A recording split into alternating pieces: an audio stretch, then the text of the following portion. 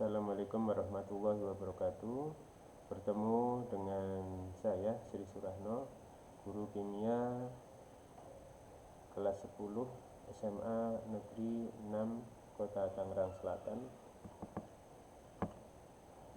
Kali ini kita akan belajar indikator-indikator yang sudah saya jelaskan sebagai pengulangan. Mudah-mudahan bermanfaat bagi kalian yang akan menghadapi ulangan harian bab 2 ini. Yang pertama, indikatornya adalah menjelaskan perkembangan teori atom untuk menunjukkan kelemahan dan kelebihan masing-masing teori berdasarkan fakta eksperimen. Nah, seperti itu. Nah, secara singkat kalian sudah bisa mencari sendiri sebenarnya. Nah, teori atom Dalton itu digambarkan sebagai bola pejal karena dia dengan eksperimennya adalah dia membagi setiap materi, dibagi terus sehingga sampai tak terhingga, sehingga didapatkan bagian yang terkecil dari suatu materi yang disebut dengan atom. Maka tidak ada bagian yang lebih kecil lagi selain daripada atom. Nah, seperti itu. Maka dia tidak bisa menjelaskan lagi bagian dari atom itu ada enggak. Tentunya tidak, karena dia sudah mempostulatkan, menteorikan bahwa bagian yang terkecil tersebut adalah atom. Nah, itu adalah kelemahannya. Kemudian yang kedua, J.J. Thomson di sini dia dengan percobaan sinar katodanya. Nah, dengan sinar katoda bayangannya adalah ada tabung hampa, kemudian dialiri arus yang tegangannya sangat tinggi, kemudian dia akan mengalirlah arus tersebut dari kutub katoda ke anoda, dari kutub negatif ke positif, sehingga terdapatlah sinar. Nah, sinar itulah yang mengalir, itulah diteorikan dengan muatan negatif gitu ya. Maka dia menteorikan muatan negatif itu seperti kismis pada roti kismis dengan teori atomnya. Nah, seperti itu. Nah, kemudian untuk Rutherford itu dia dengan percobaannya hamburan sinar alfa. Sinar alfa adalah setara dengan He24, maka dia bermuatan positif. Dengan percobaan tersebut, yang sebagian sinar itu diteruskan, maka kemudian sebagian kecil saja yang dipantulkan. Maka dengan fakta tersebut dia menteorikan bahwa atom itu sebagian besar ada ruangan hampa. Kemudian inti atom tersebut berada di tengah-tengahnya yang bermuatan positif karena sinar alfa bermuatan positif. Maka inti atom tersebut bermuatan positif pula. Nah, dia menteorikan bahwa atom itu seperti tata surya. Jadi tata surya kita, matahari sebagai pusatnya, kemudian dikelilingi planet-planet. Nah, planet-planet itulah yang dinamakan nanti elektronnya mengelilingi seperti itu. Nah, tentulah ada kelemahannya. Kelemahannya karena muatan negatif senantiasa berputar mengelilingi inti yang bermuatan positif, nanti menurut teori fisika sesuatu yang bergerak pasti akan mengeluarkan energi. Nah, nanti suatu saat pasti akan menempel muatan negatif tersebut ke positif karena energinya semakin lama semakin habis. Maka seperti itu. Tapi kenyataannya tidak. Nah, maka berlawanan dengan kenyataan. Maka setelah itu Niels Bohr itu bisa menutupi kekurangan dari teori atom Rutherford. Nah, Niels Bohr mengatakan bahwa dengan eksperimennya, selama elektron itu berada pada lintasannya, maka dia tidak akan memancarkan ataupun menyerap energi, atau disebut dengan stasioner. Jadi elektron itu dalam lintasannya, walaupun dia bergerak secara terus-menerus, tetapi dia energinya tetap gitu ya. Jadi tidak memancarkan atau menyerap energi. Nah, seperti itu.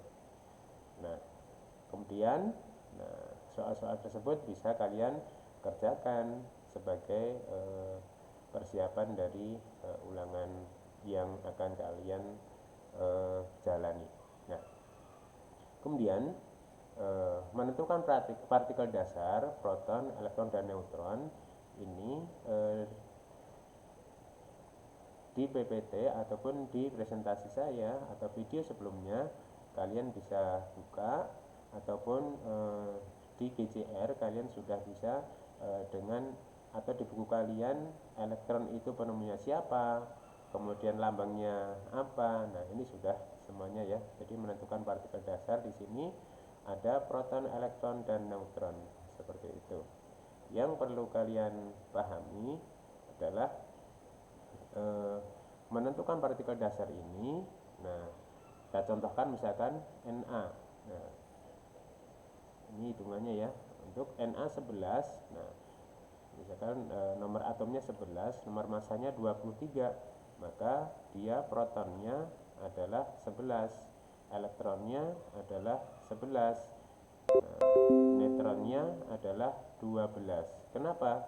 Nah, ini adalah atom netral, maka proton dengan elektron itu sama, muatan positif dan negatif sama, maka netral. Tetapi kalau sudah menjadi Na+, nah, seperti ini.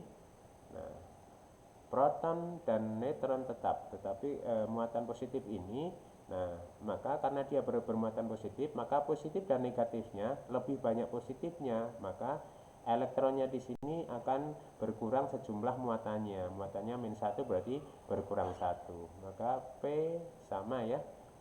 P-nya sama 11, N-nya 12, elektronnya yang tadinya 11 menjadi berkurang 1, maka tinggal 10. Nah, demikian juga untuk yang Ca, misalkan Ca 20, 40, maka protonnya itu sama dengan 20, elektronnya 20. Karena netral maka elektron dengan protonnya sama. Kemudian neutronnya berapa? Selisih antara A dan Z, maka di sini 20 pula. Kemudian kalau Ca plus bagaimana? Ca2 plus. Nah, ini 2 plus, maka positif dan negatifnya lebih banyak positifnya, maka protonnya lebih banyak daripada elektronnya. Maka di sini protonnya 20, jadi yang berubah hanyalah elektronnya saja. Elektronnya di sini dari 20 kemudian di sini berkurang 2, maka tinggal 18. Neutron dan protonnya tetap sama, gitu ya. Oke. Kemudian untuk oksigen, nah misalkan di sini 8, ini 16. Nah, maka untuk protonnya berapa? 8. Elektronnya berapa? 8. Kemudian neutronnya berapa? Nah, selisihnya adalah 8. Untuk yang O2 minus berapa? Nah, maka yang berbeda hanyalah elektronnya saja, maka protonnya sama. Nah, 8, nanti neutronnya juga sama, 8.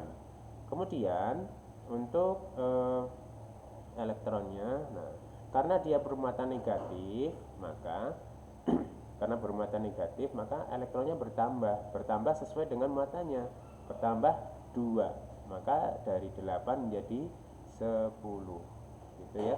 Oke. Kemudian untuk indikator yang berikutnya, oke. Kemudian kita bisa menghitung proton, neutron untuk masing-masing atom berikut, bisa kalian kerjakan di buku latihan masing-masing. Nah, seperti itu. Kemudian indikator berikutnya adalah mengklasifikasikan isotop, isobar, isoton. Isotop berarti adalah yang sama protonnya kalau isotop. Nah, seperti itu. Jadi kalau misalkan antara C dan C seperti ini, C dan C unsurnya sama, ini adalah isotop. H dan H ini adalah isotop. Nah, seperti itu ya. Nah, kalau isobar itu berkebalikan. Jadi nomor masanya sama, kemudian nomor atomnya berbeda. Misalkan seperti ini. Nih, ini nomor masanya sama, kemudian nomor atomnya berbeda, C dan N. Nah, seperti itu. Kalau isoton bagaimana? Nah, lain atomnya tetapi jumlah neutronnya sama. Nah, seperti itu. Nah, seperti itu ya. Ini bisa kita cari neutronnya berapa. Nah, kita cari aja neutronnya yang sama. Nah, seperti itu ya. Kemudian menentukan masa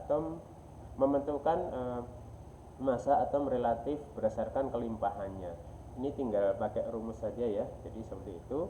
Saya contohkan misalkan yang sudah ada di PPT saya atau di dalam eh,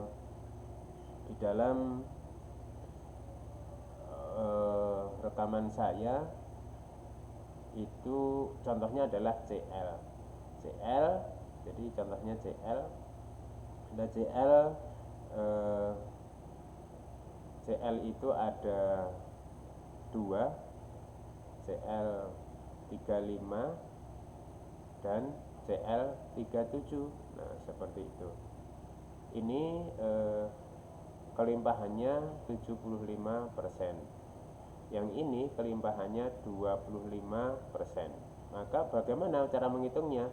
Maka masa rata-ratanya adalah masa rata-rata isotop CL. Ini isotop ya. Nah, saya hapus dulu. Ini isotop masa rata-rata isotop CL, nah, sama dengan M1 kali P1 ditambah M2 kali P2. Nah, seperti itu. Tinggal ngalikan aja. Jadi M1 berarti 35, ini sama dengan 35 kali 75%. 75% ditambah dengan 37 kali 25%. Maka ini akan didapatkan angka 29,25 ditambah dengan 6,25, maka akan mendapatkan 35,5. Nah, seperti itu. Sebaliknya kalau menghitung kelimpahannya, nah tinggal membalik saja gitu ya, dibalik saja. Jadi kalau misalkan diketahui suatu unsur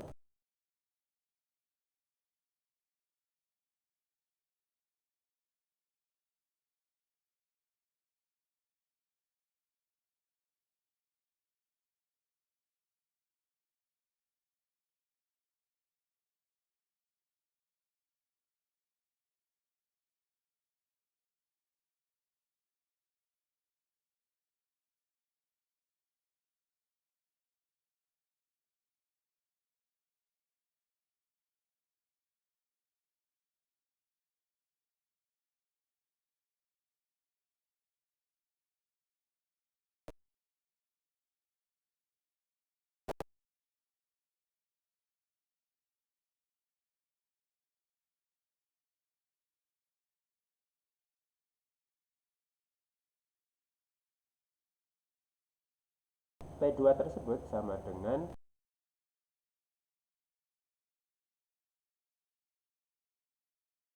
min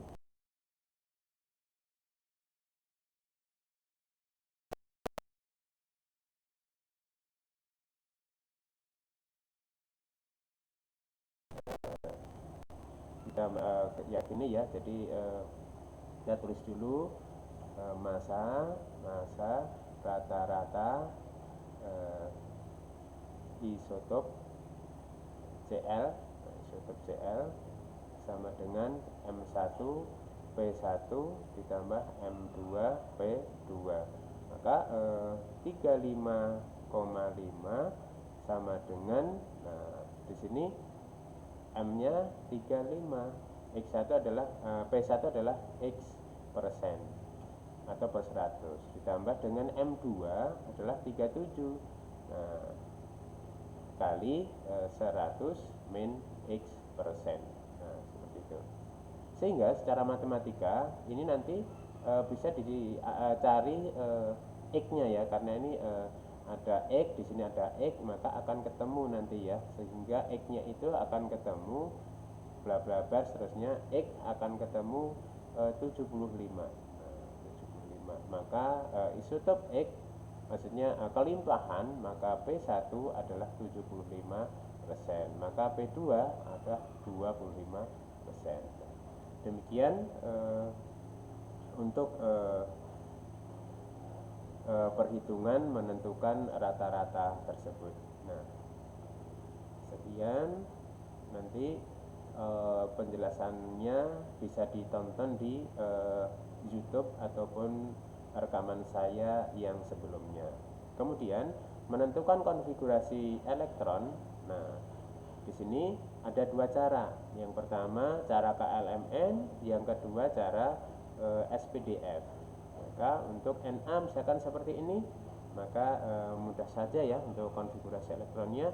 Maka di sini untuk cara KLMN di sini 281. Nah, elektron valensinya berapa? 1. Maka nomor golongan berapa? 1A. Nah, seperti itu. Periodenya berapa? Karena ada 3 kulit, maka periodenya adalah periode 3 dan seterusnya. Untuk golongan A itu kita bisa gunakan KLMN seperti ini. Untuk yang B maka harus pakai SPDF. Nah, seperti itu. Kemudian untuk menentukan bilangan kuantum maka kita harus pakai SPDF ya. Nah, seperti itu. Untuk menentukan yang SPDF maksudnya golongan dan periode, maka saya contohkan Na nomor atomnya 11. Maka 1S2, 2S2, 2P, 2P6. Ini sudah 10, maka berikutnya adalah 3S1. Maka seperti itu. Nah, di sini elektron valensinya adalah ini. Elektron valensinya, maka dia golongannya berapa? Golongan 1A. Kenapa A? Karena pengisian elektron terakhir berada di S. Nah, kalau S atau P pengisian elektron terakhirnya, maka dia dipastikan golongan A. Lalu periode itu sama. Periode itu adalah jumlah kulit terbesar. Di sini kulit terbesarnya adalah 3, maka periodenya 3. Maka untuk golongan A maka bisa dengan dua cara, KLMN atau SPDF. Nanti hasilnya sama, golongan dan periodenya. Oke. Kemudian kita melanjut ke bilangan kuantum ya. Bilangan kuantum misalkan contoh misalkan Na dengan nomor atom 11. Nah, tentukan 4 bilangan kuantum. Nah, kuantum untuk elektron yang ke 10 misalkan. Nah, kita tahu bahwa elektron ini adalah berurutan dari elektron ke 1 sampai 11. 1, 2, 3, 4. Ini elektron ke-5 sampai ke 10 di sini. Nah, ini elektron yang ke-11. Maka kita yakini bahwa Na dengan konfigurasi elektron seperti ini, nah, maka Na adalah 1, S2, 2, S2, 2, P6, 3, S1. Nah, karena yang ke-10 di sini, maka saya harus jawab sini, maka P-nya saya buat orbitalnya ya. Nah, orbital P itu isinya 3 ruang. 1, 2, 3. Maka ini mulai dari elektron yang ke berapa itu? Kelima. Ini elektron yang kelima, ini ya. Ini yang kelima, nggak begitu kelihatan, nggak begitu nyata. Kita harus merah aja ya. Yang kelima. Ini yang keenam, ini yang ke-7, ini yang ke-8, ini yang ke-9, ini yang ke-10. Maka yang ke-10 itu adalah ini. Ini adalah E ke-10. E ke-10. Oke. Maka bilangan kuantumnya E10 ini berapa? Nah, berapa saja? E10 judulnya. Ini ada bilangan kuantum utama N, kemudian L, kemudian M, magnetik, kemudian spin. Nah, ini adalah nomor kulit. Nomor kulitnya dia nomor kulit berapa ini? Elektron yang ke-10 berada di kulit kedua. Nah, L-nya adalah subkulit apa? Nah, kalau S pasti 0, kalau P adalah 1. Lalu M ini penomoran orbital. Ini penomorannya dari min sampai plus, min 1, 0, plus 1. Karena di sini di kotak yang ketiga maka dia adalah plus 1. Oke. Kemudian spinnya adalah karena menghadap ke bawah atau ke kiri putarnya maka min setengah. Oke. Seperti itu. Untuk soal-soal lainnya kalian bisa kerjakan sehingga akan menguasai kemudian kuisnya sudah dikerjakan, mudah-mudahan bisa menjadikan kalian lebih paham. Sekian, terima kasih dari saya. Assalamualaikum warahmatullahi wabarakatuh.